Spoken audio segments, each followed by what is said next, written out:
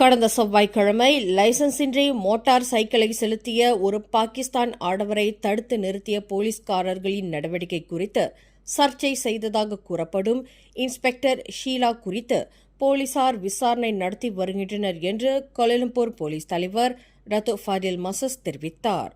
போலீஸ்காரர்களின் நடவடிக்கை குறித்து ஷீலா சர்ச்சை செய்யும் காட்சியை கொண்ட காணொலி தற்போது சமூக வலைதளங்களில் வைரலாகி வருவது தொடர்பில் மாநகர் மன்ற போலீஸ் தலைவர் கருத்துரைத்தார்.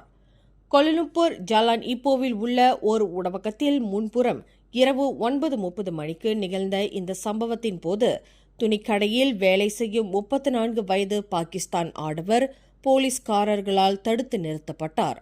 அப்போது அவ்விடத்திற்கு வந்த இன்ஸ்பெக்டர் ஷீலா அந்த அந்நிய நாட்டவரை போலீஸ்காரர்கள் மிரட்டுகின்றனர் என்றும் சம்பந்தப்பட்ட போலீஸ்காரர்களுக்கு சட்டத்தை பற்றி தெரியவில்லை என்றும் அந்த காட்சியை தனது கைபேசியில் பதிவு செய்து கொண்டே போலீஸ்காரர்களை ஏளனப்படுத்தியதாகவும் இன்று வெளியிட்டுள்ள ஒரு அறிக்கையில் ரத்து ஃபாடில் மசஸ் தெரிவித்துள்ளார். இச்சம்பவம் தொடர்பில் சம்பந்தப்பட்ட போலீஸ்காரர்கள் புகார் அளித்திருப்பதாகவும் அவர் குறிப்பிட்டார். மேலும் செய்திகளை தெரிந்து கொள்ள கீழே இருக்கும் பெல் பட்டனை அழுத்துங்கள். உங்கள் மகிழ்ச்சியை வெளிப்படுத்த லைக் மற்றும் ஷேர் செய்யுங்கள். தொடர்ந்து திசைகளோடு இணைந்திருக்க சப்ஸ்கிரைப் செய்யுங்கள்.